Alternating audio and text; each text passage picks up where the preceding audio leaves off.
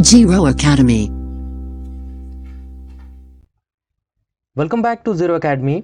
पिछले वीडियो में हमने डिस्कस किया था लॉसेस इन ट्रांसफार्मर के बारे में कि एक ट्रांसफार्मर में कौन कौन से लॉस होता है, क्या क्षति होता है या क्या हानि होता है, किसके चलते उसके एफिशिएंसी में कमी आता है, इसके बारे में हमने देखा था।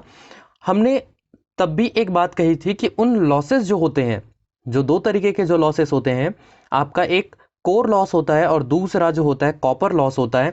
इन दोनों लॉसेस को कैसे हम कैलकुलेट करते हैं प्रैक्टिकली या फिर कहिए कि मैथमेटिकली, उसका कैलकुलेशन कैसे किया जाता है और वो क्यों ज़रूरी है, इस सब चीज़ के बारे में आज हम डिस्कस करने वाले हैं। तो वीडियो के लास्ट तक बने रहिएगा। हम स्टार्ट करते हैं सबसे पहले ओपन सर्किट टेस्ट के बारे में। ओपन सर्किट टेस्ट जैसा कि नाम से है ओपन सर्किट, तो ओपन और सर्किट के चलते इसको ओसी टेस्ट बोला जाता है। इस अल्फ़ाबेट, स्टार्टिंग अल्फ़ाबेट को लेकर इसको ओसी टेस्ट भी कहते हैं। और जैसा कि नाम है ओपन सर्किट, मतलब कोई ना कोई सर्किट जो होगा वो खुला हुआ होगा, ओपन कंडीशन पे होगा। तो यहाँ पर ये देखिए, आपका ये डायग्राम जो है एक ट्रांसफार्मर को रिप्रेजेंट कर रहा है, जिसमें से हाई वोल्टेज साइड, ध्यान रखेंगे, हाई वोल्टेज साइड को ओपन रखा गया है। यहाँ पर ये वाला पोर्शन आपका ओपन है, ये सर्किट क्लोज नहीं किया गया है। या फिर आप ये कह सकते हैं कि हम एक प्राइमरी साइड लेते हैं और एक सेकेंडरी साइड होता है। सेकेंडरी हम किसको ले रहे हैं, हाई वोल्टेज साइड को सेकेंडरी कंसिडर कर रहे हैं और उसको हम ओपन रखते हैं। तो इस तरीके से यह है ओपन सर्किट। अब ये टेस्ट परफॉर्म कैसे होगा, इस चीज़ के लिए सबसे पहले आपको ये बात माइंड पे रखना होगा कि ये हमेशा नो लोड कंडीशन पे किया जाता है, अर्थात लोड रहित स्थिति जब होगा तभी ओपन सर्किट टेस्ट किया जाता है। अरेंजमेंट को समझते हैं। दो साइड हमने लिया, एक प्राइमरी और दूसरा हमारा सेकेंडरी। प्राइमरी साइड जो होगा वो लो वोल्टेज होगा, सेकेंडरी जो होता है वो हाई वोल्टेज साइड होगा। लो वोल्टेज साइड पे हम देखेंगे कि वाइंडिंग जो होगा उसके पैरेलल पे हम एक वोल्ट मीटर लगाते हैं। वोल्ट मीटर वोल्टेज को मेजर करने के लिए, आप ये बात अच्छी तरीके से जानते हैं, इलेक्ट्रिशियन के स्टूडेंट हैं, तो यहाँ पर पैरेलल में वोल्ट मीटर लगाया जाता है और एम मीटर को लगाया जाता है सीरीज में करंट को मेजर करने के लिए। इसके साथ साथ हम यहाँ पे एक वॉट मीटर लगाते हैं। ये आपको दिखाई दे रहा होगा कि ये एक वॉट मीटर है। वॉट मीटर को हम लो वोल्टेज साइड, जिधर हमको कैलकुलेट करना है, जिधर हम इनपुट देते हैं, जिधर हम सप्लाई देते हैं, उस साइड पे लगाना होता है एक वॉट मीटर। इस साइड तो लगा नहीं सकते क्योंकि ये तो सर्किट ही क्लोज नहीं है, हमारा सर्किट ओपन है। और जब ओपन सर्किट होगा तो हम वहां पर कोई भी चीज़, कोई भी अपरेटस लगाएं, वहां से हमको रीडिंग तो मिलेगा नहीं। तो इतने बुद्धिमान तो आप ही हैं। तो वॉट मीटर किस डायरेक्शन, किस साइड पे लगेगा, लो वोल्टेज साइड पे।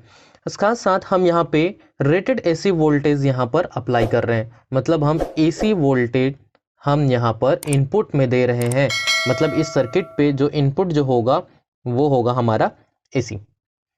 ये आपको क्लियर हो गया, अरेंजमेंट आपको समझ में आ गया। इसके बाद आप ये समझिए कि ओपन सर्किट टेस्ट जो होता है, इसमें हम मुख्यतः ये जो वॉट मीटर जो होता है, ये वॉट मीटर जो रीडिंग शो करेगा, आप समझिएगा, वॉट मीटर जो रीडिंग शो करता है वो रीडिंग होता है आपका वॉट में, क्योंकि इसकी इकाई क्या होगी, वॉट। और वॉट किसकी इकाई होती है, आपको पता है कि वो होता है पावर का। तो कुल मिलाकर वॉट मीटर आपको पावर मेजर करके देगा, किसमें देगा, वॉट में। और यही जो वैल्यू होता है ये आपका होता है कोर लॉस का वैल्यू, या फिर आप कह सकते हैं आयरन लॉस का वैल्यू। तो जो भी आपका इस्पात क्षति जो होता है, कोर लॉस जो होता है, वो किसके द्वारा दिया जाता है, वॉट मीटर। मतलब कभी आपको ये बोला जाए कि ओपन सर्किट टेस्ट परफॉर्म करने पे हमें इतना वॉट वैल्यू मिलता है या इतना वॉट पावर मिलता है, तो वो जो वॉट की बात कर रहा है वो बेसिकली क्या चीज़ शो कर रहा है, आपका आयरन लॉस या फिर कोर लॉस को वो दर्शा रहा है।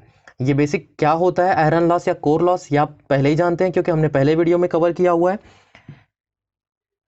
इसके साथ साथ हम देखेंगे कि ओपन सर्किट टेस्ट जो होता है, ये हमको ये बात तो समझ में आ गया कि वो किस चीज़ के लिए परफॉर्म किया जाता है, कोर लॉस को जानने के लिए। तो कभी भी जब हमें इफिशियंसी कैलकुलेट करना होगा तो इफिशियंसी कैलकुलेट करने के लिए हमें कोर लॉस के बारे में जानकारी होना जरूरी होता है, और इसीलिए यह ओपन सर्किट टेस्ट परफॉर्म किया जाता है। अब हम बात करते हैं कि ओपन सर्किट टेस्ट में केवल आयरन लॉस या कोर लॉस के बारे में ही क्यों पता चलता है? आप यहाँ पर देखिए, हमारा जो सर्किट है, हम जो सेटअप जो इनपुट जो दे रहे हैं वो लो वोल्टेज साइड पे दे रहे हैं।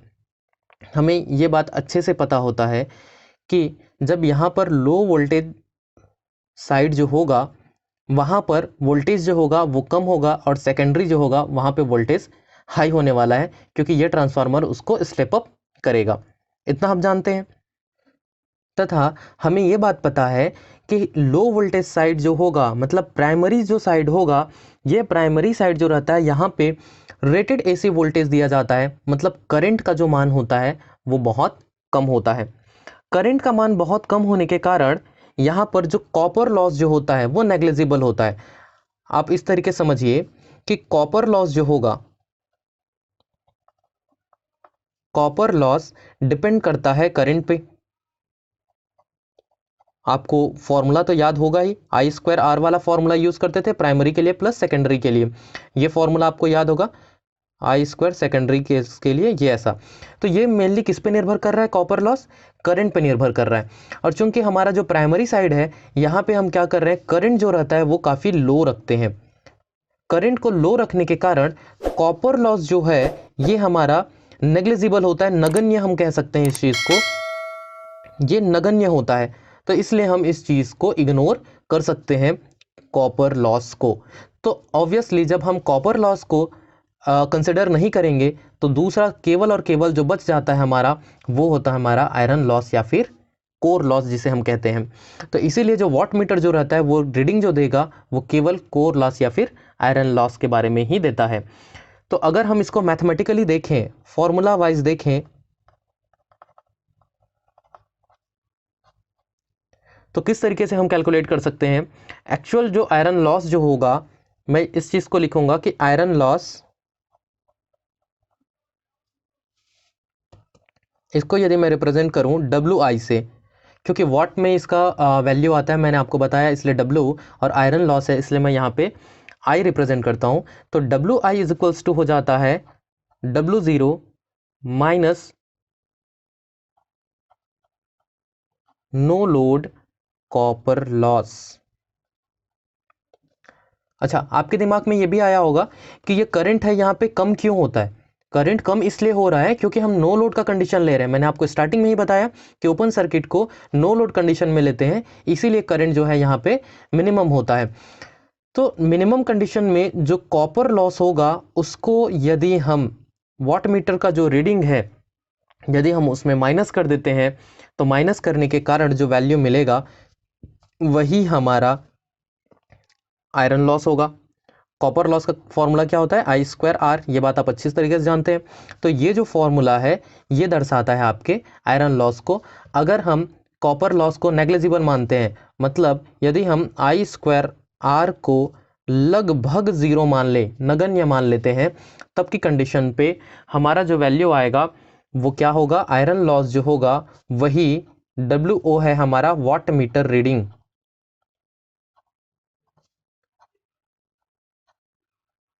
तो हमने कहा कि यदि आयरन लॉस को हम लगभग ज़ीरो के बराबर मान लेते हैं तब की कंडीशन में जो वाट मीटर रीडिंग होगा वही हमारे आयरन लॉस के बराबर होगा।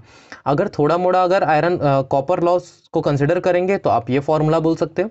अदरवाइज चूंकि हम open circuit test iron loss को फाइंड करने के लिए ही करते हैं, इसलिए हम इसको लगभग ज़ीरो कंसिडर करते हैं और वाट मीटर जो रीडिंग रहता है इसको डायरेक्ट हम आयरन लॉस या कोर लॉस के बराबर मानते हैं। तो ये तो था हमारा open circuit test. Open circuit test basically अब आपको समझ में आ गया होगा कि हम किस किस चीज़ के लिए इसका ज़रूरत पड़ रहा है। कि हमें सबसे पहली बात copper loss, sorry iron loss, ये जानने के लिए आयरन लॉस और कॉपर लॉस यदि हमको पता होता है तो हम इससे इसका इफिशियंसी कैलकुलेट करते हैं।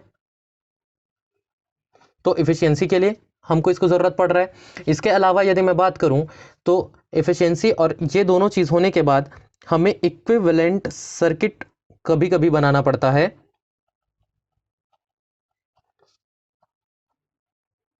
इक्विवेलेंट सर्किट डायग्राम हमें बनाना पड़ता है और इस चीज़ के लिए भी हमें इसका ज़रूरत पड़ता है। तो मुख्यतः ये तीन कारण है जिसके चलते हमें ओपन सर्किट टेस्ट या फिर क्लोज सर्किट टेस्ट करना पड़ता है। क्लोज सर्किट टेस्ट की बात करते हैं आगे हम। शॉर्ट सर्किट टेस्ट देखते हैं। शॉर्ट सर्किट जैसा कि नाम है, शॉर्ट सर्किट होने के कारण इसको एससी टेस्ट भी कहते हैं। तो कहीं पर भी ओसी टेस्ट बोले या फिर एससी टेस्ट बोले तो इससे क्लियर हो जाता है ओपन सर्किट टेस्ट और शॉर्ट सर्किट टेस्ट। नाम में बोला गया शॉर्ट होने वाला है, तो किसी न किसी सर्किट को हमको शॉर्ट करना पड़ेगा।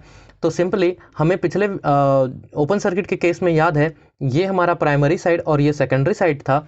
सेकेंडरी साइड को हम ओपन करके रखे थे ओपन सर्किट टेस्ट में, तो शॉर्ट सर्किट टेस्ट में हम इसको ही शॉर्ट कर देते हैं। मीन्स सेकेंडरी साइड जो होगा उसको हम क्लोज कर देते हैं, क्लोज सर्किट बोलिए या फिर शॉर्ट सर्किट बोलिए। तो यहाँ पर ध्यान रखने वाली बात यह है, जो डायग्राम आपको दिख रहा है इसमें सेकेंडरी हम लो वोल्टेज साइड को कंसिडर करते हैं। आपको याद है कि ओपन सर्किट में हम क्या कर रहे थे, हाई वोल्टेज साइड को सेकेंडरी मान रहे थे जिसको ओपन करके रखे थे, लेकिन शॉर्ट सर्किट के केस में लो वोल्टेज साइड को हम शॉर्ट करके रखेंगे, सेकेंडरी मान के रखेंगे, और जो हाई वोल्टेज साइड जो होगा उसको हम प्राइमरी कंसिडर करेंगे। मीन्स हमारा जितना भी जो ऑपरेटर्स का कनेक्शन जो होगा इंस्ट्रूमेंट का, वो किस साइड पे होगा, प्राइमरी साइड पे कहिए या फिर हाई वोल्टेज साइड पे होगा। आपको पता है कि ये वोल्ट मीटर V हमेशा पैरेलल में कनेक्ट किया जाता है, एम मीटर सीरीज में कनेक्ट किया जाता है करंट के मेजरमेंट के लिए, और तीसरा और इम्पॉर्टेंट चीज़ जो कनेक्ट होता है वो है वॉट मीटर। और आपको पता है कि वॉट मीटर पावर को दर्शाएगा और वो भी किस में रीडिंग देगा, वॉट में देगा। यहाँ पे हम बात करते हैं कि सबसे पहली बात, जैसे कि वो नो लोड कंडीशन में किया जाता था, उसी तरीके से शॉर्ट सर्किट टेस्ट जो होगा ये फुल लोड कंडीशन में किया जाता है। सबसे पहली बात जो आपको माइंड पे चढ़ा के रखनी है वो यही कि short circuit test full load condition में किया जाता है। ये बात ध्यान पे रहेगा आपको कि पूर्ण लोड की अवस्था जब होगा वहीं पर ही शॉर्ट सर्किट टेस्ट किया जाता है। दूसरी बात, मान लीजिए हमारे पास जो ट्रांसफार्मर जो है वो हाई रेटेड कुछ इस तरीके से है, मान लीजिए 3300 वोल्ट / 240 वोल्ट। मतलब ये है कि हमें यहाँ पे करना क्या होता है कि high voltage to low voltage कर रहे हैं। तो हाई वोल्टेज के कंडीशन पे मान लीजिए हमारे पास 3300 है जिसको रिड्यूस कर रहे हैं हम 240 पे। पहले ही आप इसके रेशियो को समझ सकते हैं कि कहाँ से कितना रिड्यूस कर रहा है। अगर मैं ये कहूँ कि मैं इसका 5% बस वोल्टेज अप्लाई करता हूँ, 5% ऑफ 3300 वोल्ट, और ये मैं अप्लाई करता हूँ इनपुट के लिए, तो कुल मिला के ये समझिए जब 3300 था तो 240 वोल्ट आउटपुट था। अगर मैं इस 3300 का 5% वैल्यू लेता हूं तब उसका आउटपुट मुझे कितना मिलेगा। तो कुल मिला के ये देखा जाए कि अगर हम यहाँ पे रिड्यूस्ड प्राइमरी वोल्टेज लेते हैं, रिड्यूस्ड वोल्टेज कंसिडर करते हैं, तब की केस में हमें जो वोल्टेज जो आउटपुट जो मिलना है वो चीज़ नेग्लिजिबल होगा, नेग्लिजिबल नहीं कहेंगे, बहुत कम होगा। मतलब यहाँ पे जो फ्लक्स जो चेंज होने वाला है, या फिर हम ये कह सकते हैं कि फ्लक्स के चलते यहाँ पर जो फ्लक्स डेंसिटी जो होगा वो बहुत ही कम होगा। और आपको पता है कि आयरन लॉस और दूसरा होता है कॉपर लॉस। आयरन लॉस जो होता है वो डिपेंड करता है हमारा square of the flux density. ये फॉर्मूला आपको ध्यान पे होगा कि आयरन लॉस फ्लक्स डेंसिटी के स्क्वायर पे डिपेंड करता है, और चूंकि ये वैल्यू कम होने के कारण प्रैक्टिकली हम आयरन लॉस को लगभग ज़ीरो कंसिडर कर लेते हैं। मतलब प्रैक्टिकली इसको ज़ीरो के बराबर मान लेते हैं। क्यों? क्योंकि यहाँ पे हम रिड्यूस प्राइमरी वोल्टेज यूज़ कर रहे हैं, मीन्स जो प्राइमरी वोल्टेज है उसको रिड्यूस करके यूज़ करते हैं या सप्लाई देते हैं, जिसके चलते फ्लक्स डेंसिटी जो होता है वो बहुत कम हो जाता है, और जिसके चलते इस टेस्ट में आयरन लॉस का जो वैल्यू है वो मिनिमम हो जाता है। तो बच क्या जाता है यहाँ पे, कॉपर लॉस। कॉपर लॉस इसलिए बच जाता है क्योंकि आपको पता है कि कॉपर लॉस करंट पे डिपेंड करता है। क्लियर है? यहाँ पर भी हम रेटेड करंट ही अप्लाई करते हैं, इतना जो कि हमारे एम मीटर में, ये जो एम मीटर लगा हुआ है उसमें आसानी से हम इसका रीडिंग ले सकें।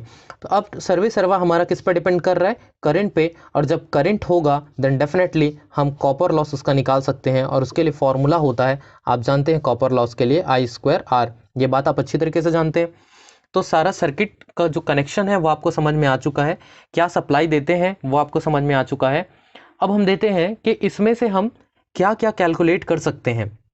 शॉर्ट सर्किट टेस्ट में जो कैलकुलेशन जो होता है, सबसे पहले मैं कुछ बेसिक चीज़ें आपको बता दूं। मान लीजिए हम लिखते हैं आर ई। अगर मैं आर ई बोलता हूं तो ये है equivalent resistance. E for equivalent होगा, ये बात आप समझ जाएंगे।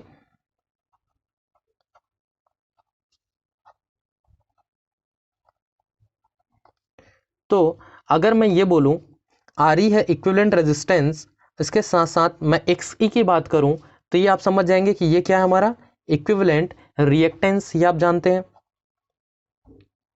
दूसरा, अगर मैं यहाँ पे लिखूं Z की बात करें, या फिर हम हाँ Z की बात करते हैं, हमको ज़रूरत पड़ेगा Z हाई वोल्टेज साइड के लिए, तो हम यहाँ पे लिख लेते हैं ZE जो होगा वो हो जाएगा equivalent impedance.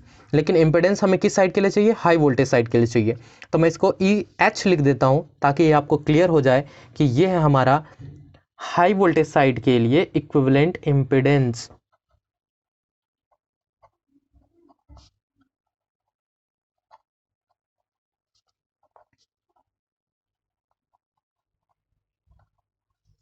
High voltage side. तो उसी तरीके से मैं REH भी लिख सकता हूँ और उसी तरीके से मैं XEH भी लिख सकता हूँ।